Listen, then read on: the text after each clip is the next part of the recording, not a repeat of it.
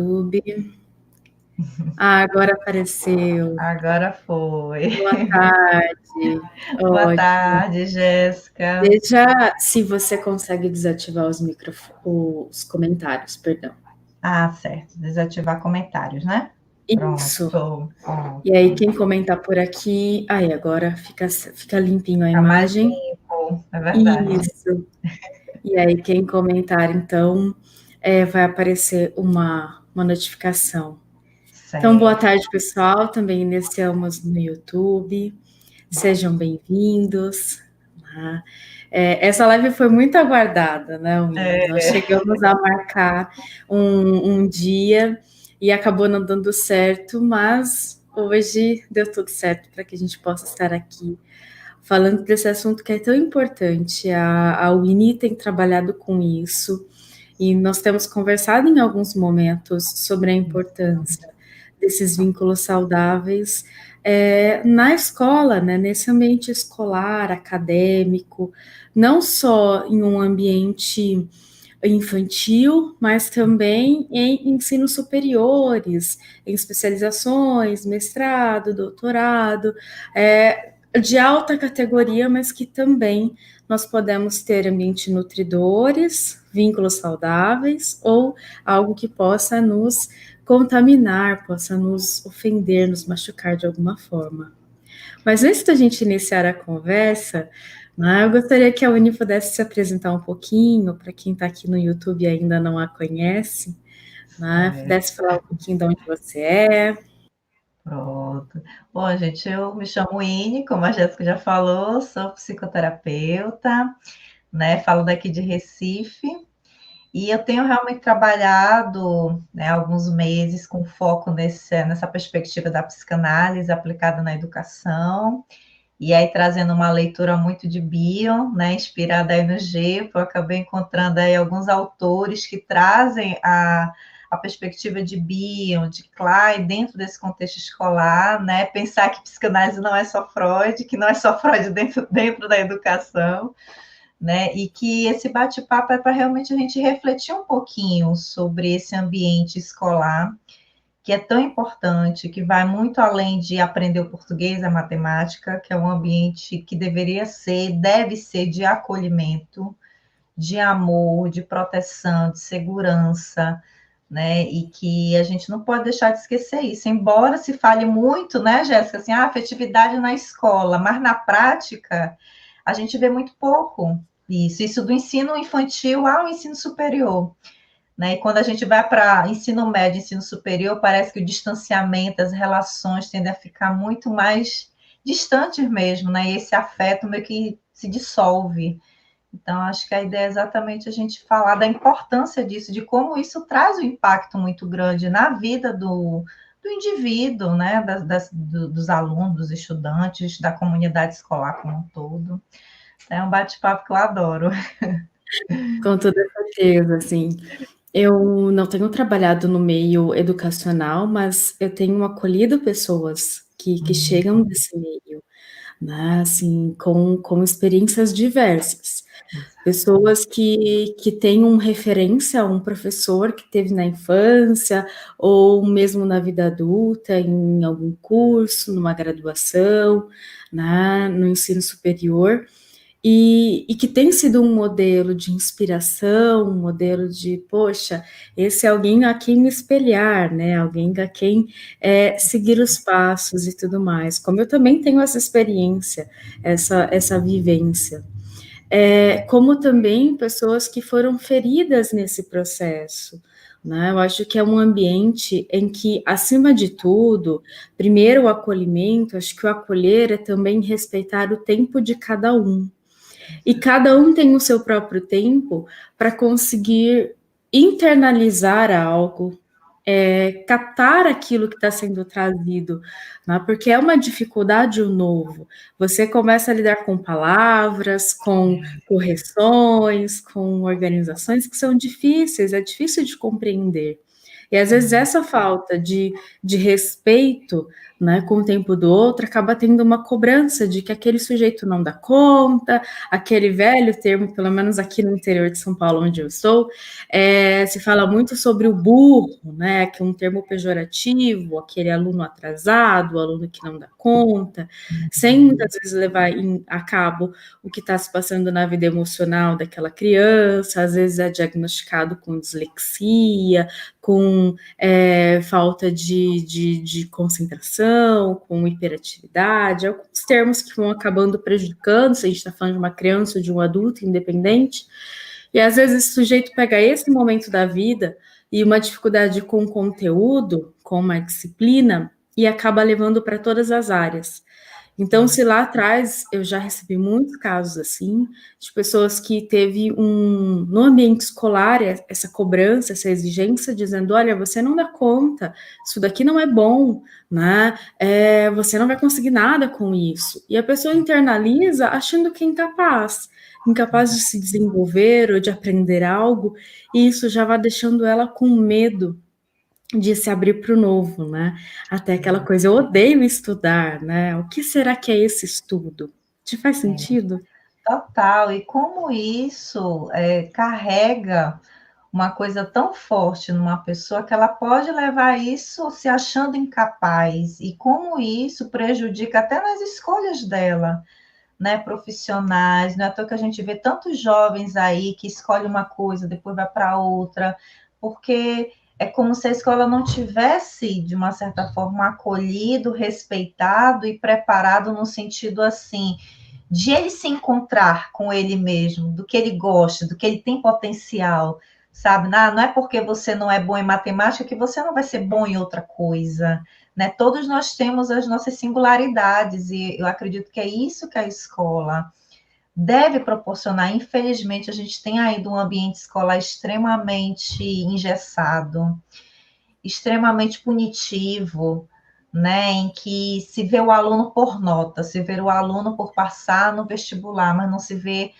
aquele sujeito, como ele é como pessoa, que isso também é educação, né? Educação também é isso, é o acolhimento, é ver aquele indivíduo como ele é, do que ele gosta, das potencialidades. Então, a gente precisa realmente ampliar isso.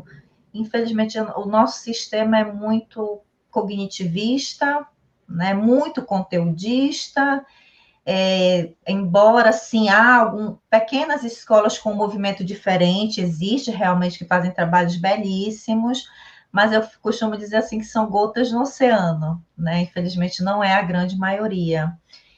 Então, isso é. E além dessa questão da patologização, né, Jéssica, é uma coisa que me incomoda muito, do quanto a gente talvez está ali rotulando uma criança, marcando para uma vida inteira, dizendo que ela tem isso, que ela tem aquilo, quando na verdade são outras questões, né? Tem até um livro que eu li bem interessante, um capítulo, que ela vai falar exatamente disso, que às vezes a criança, quando está aprendendo a escrever, a ler, ela vai escrever errado, ela vai falar errado. E a professora tem que ter paciência do tipo assim, explica para ti o que você quis explicar aqui, né? Então, às Exato. vezes, antes de já dizer, esse menino tem isso, esse menino tem aquilo. Então, parece que a escola hoje fica procurando, né, esses documentos psicológicos para justificar, né? Como se, tipo assim, eu estou isenta, minha responsabilidade eu já fiz que foi encaminhar você para ter um diagnóstico. Então, isso já basta, quando na verdade não, sabe? E é muito doloroso isso. Acho que agora a gente entra num ponto que casa com o acolhimento desse professor, né? Muitas vezes ele foi para essa profissão, talvez não porque havia uma habilidade, mas por qualquer outro motivo, ou por uma imposição familiar, ou mesmo social, ou parecer ser uma condição mais acessível para aquele momento, independente do local que ele está, se é realmente no início da vida de uma criança, se é na orientação já para o mercado de trabalho, num nível superior. Esse profissional, quando ele se acolhe, quando ele está ali integrado, ele vai conseguir tolerar isso na criança, ele não vai ficar projetando nela frustrações que são dele, Assim, cobranças que são dele. Infelizmente, é uma classe que não é reconhecida, uma classe que não tem um pagamento justo pelo seu trabalho, hoje, principalmente, eu tenho percebido uma desvalorização do professor, sendo que ele é muito importante para todas as profissões, é o início. Né? Depois de um período, a criança passa mais tempo com o professor do que, infelizmente, dentro de casa. Né? Eu acho que talvez essa pressão, assim, por um início cada vez maior, acaba sendo também um pouco prejudicial para a criança que está ingressando ali por tão pouco tempo, já ter que lidar com essa ausência dos pais, né, num ambiente de educação. Me assusta um pouco quando eu vejo crianças pequenas já tendo um currículo sendo construído, né, esse excesso ali de informação. E quando a gente olha para os professores, se nós pensarmos agora nesse modelo, o online, algo que a gente está vivendo agora, ele já era real, ele já estava acontecendo, né? Estudos e tudo mais. Mas a rede pública e algumas redes privadas, mas principalmente a rede pública, ela tinha uma escassez, né? Estão tendo que aprender, algumas crianças nem têm acesso a isso. Então, esses professores que talvez nem tinham tanta facilidade com uma tecnologia, agora estão tendo que se virar para aprender como que funciona o sistema. Então, de certa forma, também tem uma sobrecarga. Né? Aqui a gente não está com a ideia de culpar um professor ou responsabilizar alguém por nada. É falar de acolhimento mesmo, porque se esse professor é acolhido, então logo ele consegue acolher esse aluno, respeitando o tempo dele, aquilo que ele dá conta. Mas, Vini, você tocou num ponto anteriormente que eu acho muito importante, porque um aluno ele não é um número. Né? Infelizmente, no meio acadêmico, às vezes acaba se tornando um número que a nota que ele tirou naquela prova é o resultado do trabalho daquele professor. E com essa proposta de psicanálise do acolhimento, na minha percepção, né, eu não consigo dar conta desta informação, porque o trabalho que é realizado vai muito além do ensino, ali também tem muitas vezes uma relação para a vida, de manejo, de como se portar, enfim, coisas que às vezes falhou em um outro ambiente familiar, por exemplo, dá para se ser nutrido no ambiente escolar, claro que em menor escala, pela demanda, mas como aquele aluno estava no momento, se é uma pessoa que vem de um ambiente que cobra demais, no momento da prova vai ter o famoso branco, e não significa que ele não sabe, é que talvez ele não dormiu muito bem aquela noite, teve uma briga dos pais, ou ele próprio está inseguro com a profissão, está inseguro em estar concluindo ou próximo a concluir algum curso. Então, tudo isso vai trazer dificuldades numa avaliação. Né? Esse método de avaliações já não me faz muito sentido, mas acho que a gente mesmo, já num sistema que está há muito tempo, a gente consegue conversar sobre isso, nesse acolhimento, que é importante. Acho que o trabalho que você vem fazendo nos grupos, acho que aí você pode abrir até margem para o seu grupo de estudos, né, dessa conexão, dessa psicanálise do acolhimento com esse ambiente, esse acolher desse professor é muito importante. Com certeza. É aquela coisa, relação professor e aluno, né? É uma relação tão forte. E como às vezes acontece muito, né? Eu não gosto, por exemplo, da matemática, mas às vezes aquele professor é tão acolhedor, é tão bacana, estabelece ali uma relação mesmo, né? Real, um professor real.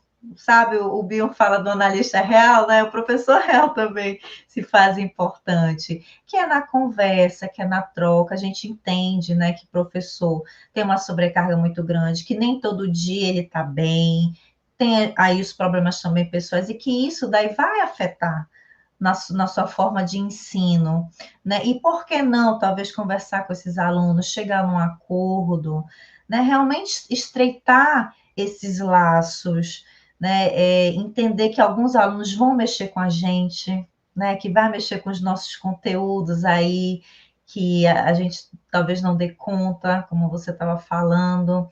E como é importante, porque o que eu percebo, Jéssica, é que as escolas, ainda que tenham alguma proposta emocional, de saúde emocional dentro das escolas, o foco são os alunos. o que é muito bom, mas esquecem do professor. Se o professor não está bem emocionalmente, desanda também toda a relação e todo o processo do ensinar e todo o processo da aprendizagem. Porque os alunos já ficam naquela expectativa, ai meu Deus, é aquela disciplina, ai meu Deus, é aquele conteúdo, assim, já se bloqueia total. Então, isso está muito conectado. E a psicanálise, ela não vem para ensinar um método de ensino, ela vem justamente para mostrar que há pessoas reais ali, que vão mexer com a gente, que a gente talvez não dê conta, que a gente vai precisar de algum apoio, sabe? Vai muito além, ele não está interessado, se você fizer esse método de alfabetização, as crianças vão aprender. Não é isso. Não é isso, é entender que há um sujeito ali, há uma história, há uma afetividade, há uma conexão muito importante nessa construção do aprender, porque a gente passa muitos anos dentro de uma escola, dentro de uma formação, e que isso afeta muito, marca a história de muitas crianças, a forma como você foi acolhido ou não dentro desse ambiente, né? E como às vezes, principalmente aí, indo para o ensino público, às vezes algumas crianças recebe mais esse acolhimento, talvez, nesse ambiente escolar. Então, o professor acaba, às vezes, sendo uma referência de amor que talvez, não é que ele não tenha no ambiente que ele vive, mas lá é como se tivesse a possibilidade de ele entrar em contato mais direto, sabe? Sabe o que me parece nesse contexto? Que em algum momento na sociedade foi se perdendo esse lugar, né? A gente está falando dessa desvalorização de um profissional tão importante. Ele é mal pago, ele não é respeitado. A gente encontra diversas memezinhos, sátiras, né, na internet ali, mostrando um pouquinho dessa realidade, porque antes você ia até um professor e questionava sobre como o seu filho estava se portando, o que é que estava acontecendo. E hoje em dia chegam com uma pressão sobre esse professor de que, peraí, o que você não está dando conta? Né? Sempre nessa coisa do passar a mão sobre uma criança ou um adulto ou qualquer coisa do tipo.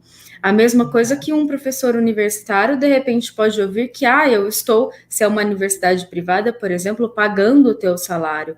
E isso não dá o direito desse aluno de desrespeitar aquele professor, porque aquele que ele está se dispondo, né, a trazer ali uma iluminação. Né? A ideia, eu gosto quando o professor Renato traz para nós essa ideia de um professor que se coloca na posição de aluno, né, que também está buscando a luz, que também está aprendendo o tempo todo, que não tem que saber tudo sem essa pressão, e que ele traz a semântica da palavra de aluno, né, que é aquele que a seria sem, e luno em busca da luz, né, então aquele que está buscando a luz, a iluminação, o conhecimento. Então, que ambos possam respeitar o seu lugar e que um aprenda com o outro, porque um professor aprende com o aluno e o aluno aprende com o professor em consequência, mas quando tem essa abertura. Só que por essa questão social que me representa na minha percepção, houve uma falha familiar, né? A família foi deixando de ter tanta importância, foi se instalando aí socialmente uma questão de que a família não é importante, de que o sujeito sozinho, a vida, você é feliz sozinho, você constrói coisas, e na verdade nós precisamos sempre do outro para o crescimento, o outro é importante. Então, a família deixou de trazer um papel de realmente conduzir a criança para uma educação social, né? Para uma educação para a vida, para conviver ali em sociedade, aprender a respeitar o outro, respeitar a diferença. Né? Quando a gente fala, por exemplo, do bullying começa em casa, se ele está acontecendo na escola, não é? Então, assim, não é só eu dizer para o meu filho que ele não pode rir da diferença do amiguinho na escola, mas é como eu me porto quando um vizinho, quando um parente sai de casa. Será que eu faço piada com alguma coisa? Será que eu faço piada com a criança? Né? Então, tudo isso já vai sendo construído nesse ambiente familiar. O que me parece é que essa sobrecarga de ensinar a partilhar, amor, respeito, tem se jogado para a escola, como se a escola tivesse que dar conta de tudo isso, que não é possível, né? E aí a questão realmente da alfabetização, de mostrar, de trazer algo para o pensar, um olhar para a sociedade, acaba ficando de forma secundária, porque se o respeito com o outro não acontece, então ele precisa vir de forma mais severa, aí acaba vindo sem amor, e aí, enfim, a gente tem vários desdobramentos aí. Faz sentido? Total, não é à toa que há uma confusão muito grande dos pais, né, de tentar de entender exatamente qual é o papel deles dentro da escola. Porque o que acontece muito é que tem algumas famílias que colocam a responsabilidade toda na escola, né? Meio que a escola vira um depósito. Pega meu filho, a responsabilidade é toda tua, né? Que foi o que aconteceu nessa pandemia. A revolta de muitos pais achando que deveria fazer o papel do professor. Não, você não vai fazer o papel do professor. O seu papel é de apoiar o seu filho, é de acolher, é de encaminhar, sabe? É de respeitar, é dar segurança, é dar um suporte, é dar um apoio. Porque imagina quando a gente aprende algo só, né? Você se sente com medo, você realmente é algo novo. Então, Não dá para aprender, sabe? né? Não Nós dá. aprendemos na experiência com o outro. É essa a ideia. Exato, O outro, ele é necessário na nossa caminhada, né? É exato. com o outro que a gente consegue pensar, é através do modelo do outro que eu consigo internalizar. Então, assim, esse assunto que você trouxe é muito importante. Porque, assim, tá tudo bem se eu não souber uma gramática, se eu não souber as contas naquele momento, eu posso tentar aprender com meu filho, e aí ele me vê também ali, peraí, nesse momento de aprendizagem, porque eu realmente não estudei para ser professor, não vou saber esses detalhes, e tá tudo bem. O que a criança Exato. precisa é só de alguém que acolha ela nesse momento e diga, olha, tá tudo bem, a gente constrói juntos, né? Talvez de uma forma diferente que um professor falaria, mas Com com acolhimento. Exato. A escola, eu acho que ela tem um longo caminho ainda, a fala do ensino aqui no Brasil, né? Que a gente não tem referência de outros, mas focando no nosso, eu acho que a gente tem um potencial tão grande, sabe, Jéssica? De verdade, a gente já tem tanta coisa, tem tanto material bacana que fala da realidade do Brasil, da educação do Brasil. O que a gente precisa fazer, eu acho que é adaptar isso para a realidade. Eu costumo dizer assim, que nenhuma escola é outra, mesmo na mesma cidade, são propostas diferentes. Então, os pais, na hora de escolher, eles têm que ter muito claro o que eles estão procurando para os filhos dele, entender, conhecer essa escola, sabe? E não ver mais a escola como, vou deixar meu filho e vão educar ele todo, né? Desde o respeito, como você estava falando, a saber tudo de matemática e do português.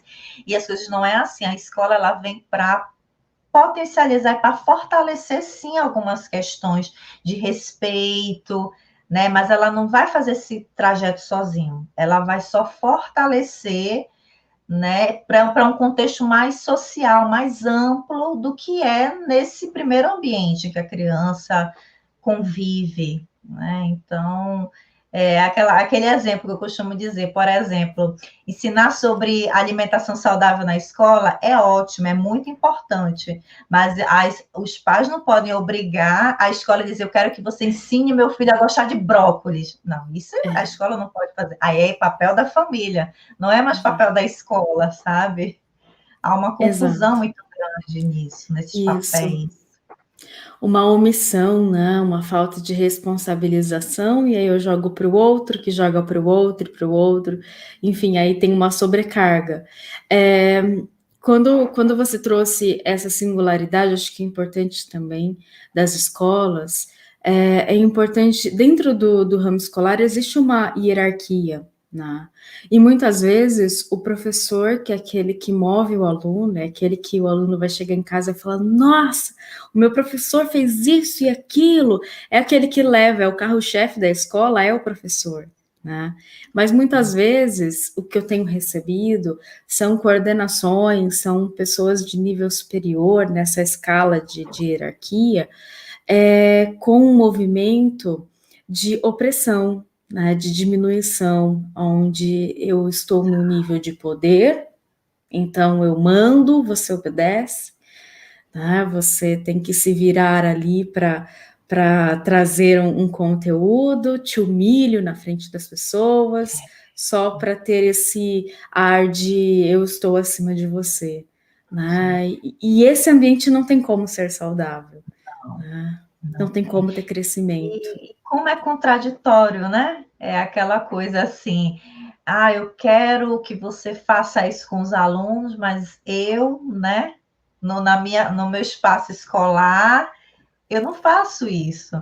Quer dizer, eu peço que os alunos tenham comunicação, que os professores tenham comunicação com os alunos, mas a escola também nem convida os professores para conversar, para entender as suas dores, para entender as suas dificuldades. Então, assim, como é contraditório. E isso acontece também muito no ensino superior, quando a gente vai para a formação inicial de pessoas que estão estudando para ser professores. Muitos professores se colocam numa posição, né, desse poder, de que eu posso machucar você, eu posso humilhar você, o seu trabalho não é bom, mas exige na teoria que os alunos tenham afeto pelos alunos, mas se nem isso no ensino superior, na sua formação, isso está acontecendo, que referência, então, de educação já não vai estar, sabe, influenciando na formação desse professor? Então, a gente tem que Perfeito. realmente pensar nisso, nessas questões, assim, eu costumo dizer assim, são questões tão básicas, né? O que é educação, o que é escola, mas que a gente tem que retomar, É, porque se a gente não entender o papel, né, o que se está se propondo, essa autoavaliação, entender que estudar é doloroso, não é só a gente estudar o português, a matemática, a física, a gente vai não. lidar com as nossas dificuldades, com as nossas questões emocionais, né? Poxa, eu sou capaz, com as nossas inseguranças. Então, É, é muito doloroso isso para um aluno. E a impressão que eu tenho é que quando está na educação infantil, no ensino fundamental 1, o professor ainda é mais próximo. E parece que quando esse aluno vai para o sexto ano, antiga quinta série, né, né? começa a dizer, não, agora você vai ter um professor para cada disciplina. E aí esse distanciamento é como se fosse um pecado, esse professor se aproximar, abraçar, conversar. Não, não pode. Agora eu estou o papel, sabe, vai se afastando, e aí no ensino superior e por aí vai. E, e quanto esses professores que mostram ainda talvez uma coisa mais diferente, eles são criticados muitas vezes, né? De que o professor é um professor muito bobo, de que é um professor isso, que é um professor aquilo. Pois é. E como isso é triste, né? Não é um ambiente saudável, como você está falando, você não vai Não. propiciar um ambiente saudável. Você tocou num assunto, Ine, que até me fez lembrar de uma experiência própria, sabe? Que eu acho que é bacana a gente falar sobre isso. Porque existe esse terror, né, de algumas fases. Então, eu me lembro que quando eu fui fazer essa mudança, na minha época ainda era quinta série, não o sexto ano como é agora, a gente trocava de escolas, né? Porque até uma escola ia da primeira ao quarto ano e depois do quinto ao oitavo ano era uma outra instituição. E realmente até essa troca de professores, seriam mais professores e tudo mais. Mas lembra que nos últimos dias da quarta série fizeram um terror de como seria, né, esse outro momento que me gerava uma ansiedade tão grande, e isso também acontece nos alunos. Só que isso não para só por aí, né? Então você entra num outro momento que já é um momento novo, é uma mudança interna, uma mudança física, é para adolescência, muita coisa acontecendo. Aí mais essa pressão de responsabilidade, isso tirando o ambiente familiar, né, que já tem um peso gigantesco, que não se sabe como está sendo de cada um. Mas isso também acontece no ramo acadêmico. Nossa. No momento em que eu cursei psicologia, do quarto para o último ano, que seria o ano da clínica, o ano final de fechamento, foi um terror tão grande antes das férias, que seria muito extenso, muito puxado, que era aquilo, que era isso, como se essa experiência na clínica, que é o que eu vivo hoje, fosse um monstro, sabe? Uma coisa terrível que quase ninguém iria passar. E eu tenho percebido, no momento que você foi trazendo, eu fui me vendo alguns flashes, alguns insights, sobre momentos em que outros profissionais também trouxeram esse tipo de terror que é feito, sabe? Do tipo, olha, vai ser muito difícil, nem todo mundo vai dar conta. Então, para aquele sujeito que já está inseguro, a insegurança dele se explode nesse momento. Com Não porque ele não está certeza. sendo acolhido, porque, poxa, vai ter uma mudança, vai ser um pouco mais corrido, vai ter mais exigência, mas nós estamos juntos, é completamente diferente. Tá. Eu gosto de um momento também que o professor Renato nos traz, que é como que é seguro, como se sente seguro o sujeito quando ele se sente amado, né? Quando ele se sente ali acolhido pelo ambiente. Uma criança, um adulto, qualquer pessoa aprende muito mais nessa relação com outra através do acolhimento do que através da opressão. Porque muitas vezes você tem um professor que ele é tão rígido que você fica com tanto medo de respirar na frente dele que você nem ouve o que ele está dizendo. A única coisa é o pavor e o medo que aquilo está acontecendo, né? Até nós tivemos a contribuição aqui no YouTube da Luana, que também é integrante do GEPA, né? Que bom que você está aqui. Ela colocou assim: me parece que a escola não acolhe, porque esses professores e profissionais também não são acolhidos. Não sendo capaz de ter esse olhar expansivo para a criança, sendo mais fácil rotular, porque entra para aquela ideia. Esse aluno é que não dá conta, tá? Além da sobrecarga e tudo mais que está acontecendo, ainda tem essa pressão no aluno diante de tudo isso, esse terrorismo que é feito dessa realidade. Sem E a amor, questão não dá para crescer, né? não dá. E aquela coisa, Jéssica, de um ambiente muito controlador, né? Você tem que aprender nesse momento, nesse exato momento, senão você, como você até colocou, né? É o burro, é o atrasado, eu não sei mais o que eu faço com essa criança. Então, imagina a carga disso. E não é à toa que as crianças, muitas vezes, adolescentes, não querem ir para a escola. Como é que eu vou para a escola para ser atacado? Né, em que eu não Exato. tenho espaço, eu não tenho voz. Sabe, quando eu era estudante, né, na escola, eu me questionava muito, do tipo assim, por que que eu não posso participar do meu processo de aprender, sabe? Tipo, por que eu não posso participar da forma como a gente vai ser avaliado? Então, assim, isso me incomodava muito, porque o número ainda é um peso muito grande. O aluno passou no vestibular com tantos pontos, né? No curso tal, porque ainda tem isso, não basta só ter a nota, tem que ter o Não, curso, né? Tem que ter o curso, porque tem o status. quem estuda em humanas, o pessoal nem faz aquelas placas. Em Recife, o pessoal faz aquelas placas, né? Fulano passou com não sei quantos pontos no curso tal, e geralmente é os cursos, né, de maior peso, direito, medicina, enquanto os outros não tem nem visibilidade. Como assim? Ah, é um curso qualquer, sabe? Quer dizer, não reconhece o processo de luta daquela pessoa, de dedicação. Porque estudar é uma renúncia, é se dedicar, né? E é se deparar com as nossas dificuldades. E como isso dói demais, demais mesmo. Então, todos nós aqui temos dores, né? Feridas que com certeza a gente adquiriu nessa trajetória. Né? Não é à toa que eu também escolhi a educação, porque tem muita coisa da minha história conectada com isso.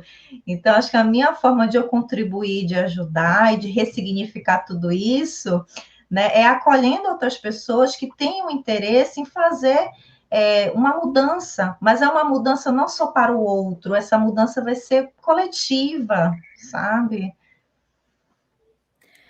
Muito bem colocado, Vini. Quanto mais se olha para si no com o outro, é diferente quando você tem alguém caminhando do teu lado, do que quando você tem alguém apontando o caminho e dizendo que aquilo ali é o mais fácil. Só que cada um vai ter o seu caminho, porque cada um tem a sua forma de ver o mundo, né. Então, assim, o aluno que pergunta demais é um aluno chato, o professor que muitas vezes acolhe, porque eu acho que em vários momentos, eu percebo que os professores que na minha trajetória tiveram um peso maior, foram professores que em algum momento pararam para acolher o emocional.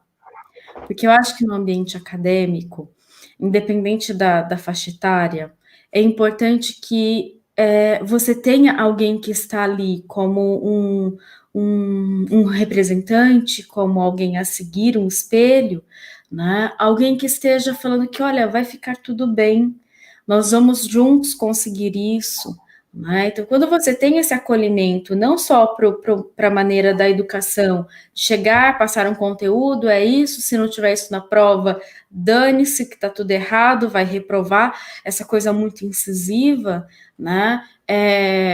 Pejorativa de algumas formas, e quando você tem esse olhar de o que tem acontecido, eu acho que a classe por si só, os alunos que estão ali, você vai sentindo a necessidade, né, de cada um. Então, tem uma sala que talvez passou por um momento, ou um movimento que tenha acontecido, ou mesmo alguns professores acabam acolhendo a ferida que outros professores causaram, né, chegando, e aí eu lembro que isso gerava um alívio, em qualquer faixa etária isso tem, né, então assim, se é com a criança, tem aquele professor mais rígido, você já fica tenso para a próxima aula, ou mesmo na graduação, ou quando você vai para um nível ainda superior, né? Essa briga de egos ali para eu dizer, olha, não, eu estou no nível superior e você é reprisado, você é baixado por isso.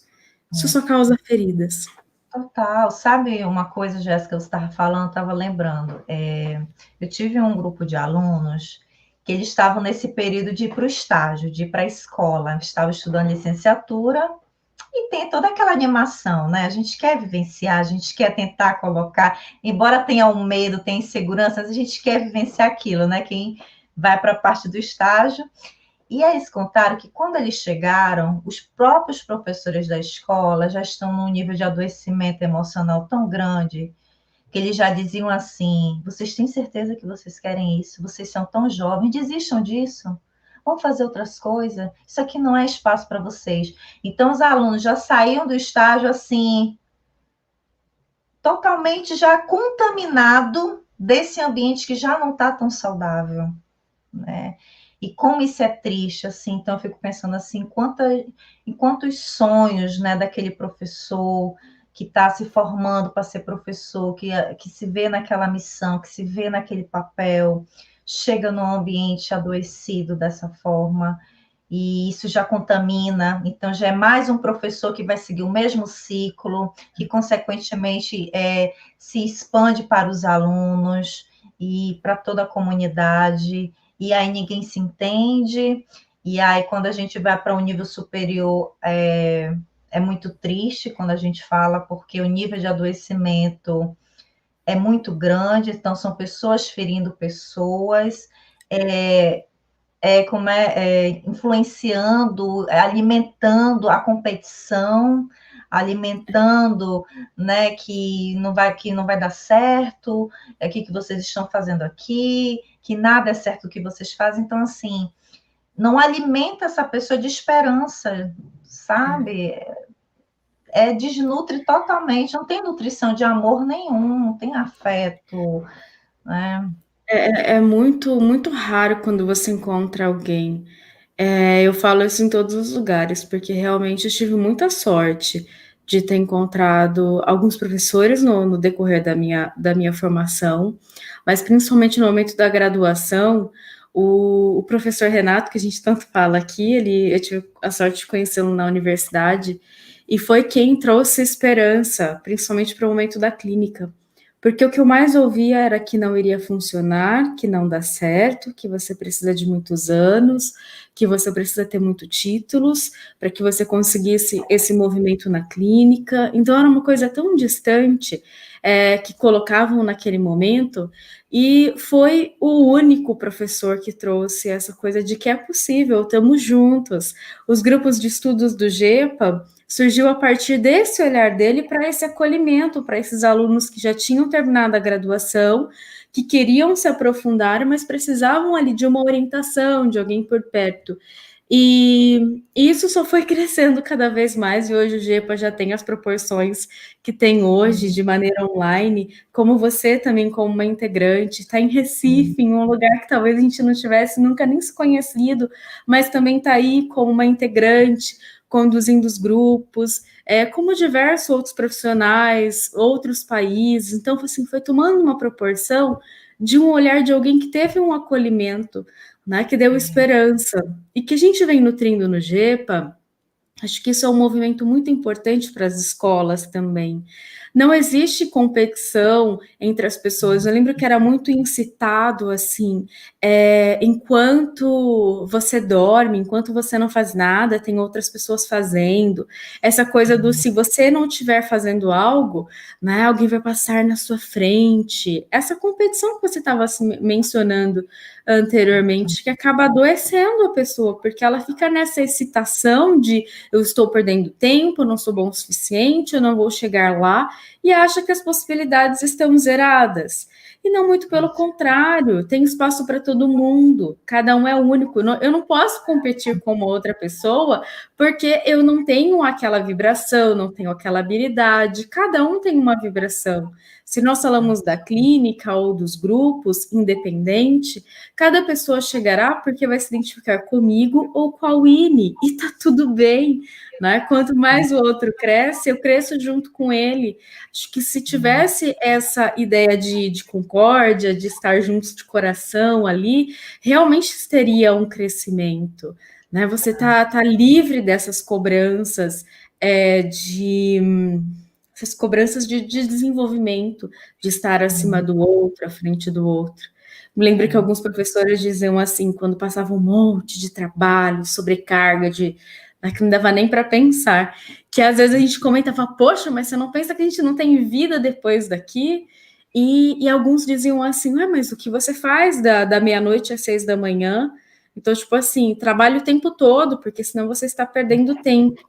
E esse tipo de provocação, que parece que vem como um xistes, né, como o Freud nos diz, tem uma cota ali de perversão e de sadismo, né? Sofra aí, porque se para mim foi sofrido, para você também tem que ser. Também, exatamente. Eu percebo exatamente isso. E como é um ciclo, né? Parece que é um ciclo. É como se esse que hoje é professor, talvez já foi aluno, que também teve suas feridas, que já faz isso com o próximo e o próximo. E alguém tem que quebrar isso, porque se a gente for parar para pensar, eu falo assim, né? Que o professor, ser professor é ser generoso. Eu vejo como um ato de generosidade, né? Eu estou compartilhando para que você cresça, para que você se desenvolva, né? Eu não estou aqui para castrar você, para punir, né? A ideia é de generosidade mesmo. E como a gente fica tão presa, às vezes, enquanto professor, o medo desse julgamento, muitas vezes, de ser um professor diferente, né? Então, a própria comunidade, aquele professor é diferente, tipo assim, não dê crédito, quando talvez a gente tem tanto para aprender e tem tanto para compartilhar, né? Não existe isso que você falou do movimento. Educar é um processo do outro, é coletivo, a gente está aprendendo o tempo todo, com o aluno, com outro professor, e essas redes saudáveis na escola, ela tem que acontecer na comunidade como um todo. Até naquela pessoa que trabalha na limpeza, que trabalha como porteiro, ela também Sim. tem que ser olhada e visibilizada, porque quando o aluno chega na escola, ele vê logo quem? Geralmente quem está na portaria. E como eles criam um vínculo muito grande com as pessoas que recebem na recepção. E eles conhecem todos os alunos, os nomes. Fulano tal, fulano sei. Né? Então, como também essa equipe, a gente fala de professor e de aluno, mas a gente Sim, também não pode esquecer dessa rede, dessa comunidade, toda desses certeza. pais, né? Então, assim, educar não é fácil, educar é difícil, é se doar muito, né? Muito. E quem não consegue, nesse meio do caminho, vai adoecendo com muitas coisas que vão acontecendo. Então, a gente precisa rever isso. Perfeito, Winnie, perfeito, porque assim, o vínculo na escola, na universidade, em qualquer instituição, é sempre um contexto geral, é sempre um todo mundo faz parte, né? Todo aquele que trabalha ali, que tem um momento, que o aluno precisa dele para algum momento, vai trazer. Se a gente está falando de um ambiente infantil, você vai ter aquela... Aqui no interior de São Paulo, o pessoal fala muito tia para tudo, né? Então, Sim, as funcionárias, todo mundo se torna tia. tia, Então, as tias da escola, os tios da escola, né, que às vezes um aluno que cai, se machuque, que é ele que vai cuidar, que vai trazer um carinho, um acolhimento, a criancinha que está passando mal, que vai ligar para a mãe, que vai acolher essa criança. Então, todo esse movimento, essa equipe multidisciplinar que está ali, precisa ter um acolhimento superior. Eu acho que quem está acima, os diretores, os donos precisam acolher os diretores, que assim vai gerar um acolhimento, e aí você constitui um ambiente que, por mais que quando a gente fala de um grupo, o grupo é psicótico, ele é fragmentado, isso é normal, mas se eu me sinto acolhido e me sinto olhado e respeitado pela escola, então agora eu visto a camisa dessa instituição, né? Essa expressão. Então eu estou aqui, eu vou dar o meu melhor nesse movimento. E quantos professores? Hoje, se a gente olha para professores ou para outros pessoas que trabalham na escola, esse momento de pandemia, quantos não se disponibilizaram, foram criativos, criaram ali, teve uns que fizeram coisas lindas. carros, um monte de coisa e foram até a casa dos alunos, ajudando. Então, esse movimento de, olha, eu estou junto, eu quero estar com você, né? É esse tipo de pessoa que olha e fala, olha, estamos juntos, nós conseguimos, né? É isso que gera esperança. Eu acho que o mundo precisa de esperança, né? A esperança de que mesmo em situações difíceis, delicadas, nós conseguimos sair desse lugar, né? Ele é possível. Exato. Bom, a gente já está quase atingindo uma horinha por aqui, está tão É gostoso verdade. o bate-papo, mas para quem tem interesse, Winnie, já que você vai tratar bastante mais com delicadeza desse assunto, fala um pouquinho sobre o seu grupo de estudos, a proposta, como que as pessoas te procuram, como que elas entram em contato. Pronto. Então, vocês podem, né, entrar em contato comigo pelo Instagram, né, que é o inebarros.pc. E aí, o grupo de estudos, no caso, são 2 dias na semana. Eu não vou lembrar aqui os horários e os dias, minha gente, mas são 2 dias na semana. Acho que um é pela parte da manhã e o outro é pela parte da tarde. Né? Mas aí, falando comigo no Instagram, eu dou as informações, né? E aí a gente vai fazer uma leitura de um livro da Margarida do Paz, que ela vai trazer essa questão da teoria de Bion dentro, né, da psicanálise, dentro do contexto da educação. Então, ela vai falar tudo isso, né, que a gente estava conversando sobre vínculo, sobre essa relação de afetividade, de esperança, de amor. Então, ela vai trazer bem nesse olhar mesmo, que é bem interessante, e é feito pelo Skype, e aí esses outros detalhes, né, a gente vai conversando. Mas podem falar comigo, quem tiver interesse, né, lembrando que é um espaço para nós construirmos. É um espaço, acho que, para a gente ir construindo e conversando, né? Vou estar só ali mediando, mas acho que todos são bem-vindos para trazer aprendizagem, histórias, experiências para a gente ir ressignificando e juntos vamos seguindo. Né? Eu espero que o grupo venha realmente contribuir, não só com esse olhar da escola, mas com olhar também para a pessoa em si, desse autocuidado de si, né? Porque isso vai começar também a fazer algumas reflexões sobre quem sou eu como pessoa, não só como professora, né? Mas nesse processo como professor. Então, está tudo conectado, está tudo junto, não tem como separar, gente. Né? Essa coisa de, como é? Agora eu entrei na escola aqui, eu sou a professora. Não, você não é a professora, você é a fulaninha de tal, sabe? Então, a gente tem que integrar essas situações, essas questões. Eu acho que o grupo de estudos ele vem para isso. Eu acho que o próprio movimento do grupo é para mostrar que isso também é educação, sabe? Perfeito, Ine. E para aqueles que estão nos acompanhando, para quem vai assistir depois a live, vai ficar disponível tanto no YouTube como também depois no Instagram, vai estar no Instagram da Winnie e no YouTube no Depois do Divã. Para quem se sentiu tocado, para quem está com alguma dificuldade, enfim, não se sentindo muito bem diante das situações, é o momento de buscar por ajuda, por psicoterapia. Se vocês acessarem o site do GEPA, www.gepa.com.br, Lá vocês encontram todas as listas de profissionais que fazem parte, que estão na mesma sintonia, falando de psicanálise do acolhimento, acolhendo, estando junto, e com certeza serão acolhidos por uns de nós, que estaremos lá esperando. Vocês já conseguem ter acesso, né, aos profissionais, aos conteúdos que estão disponíveis. Bom, eu queria aproveitar esse finalzinho, já deixar um convite, dizendo que na semana que vem teremos mais live aqui no YouTube também. Vamos falar um pouquinho sobre tempo e disponibilidade. A nossa querida Marilda trouxe esse tema aí, vai ser bem interessante, vai ser às 18 horas, no sábado que vem. Winnie, gostaria muito de te agradecer, foi um bate-papo muito prazeroso. Com certeza teremos mais movimento sobre... e abaixo do vídeo também está ali o arroba da Winnie, para que vocês possam acompanhá-la. Ficamos por aqui então, pessoal. Um bom fim de semana para todos, um bom feriado. Nos vemos numa próxima. E até mais. Até. Tchau, tchau, gente. Beijo. Obrigada. Tchau, tchau. Quando finalizar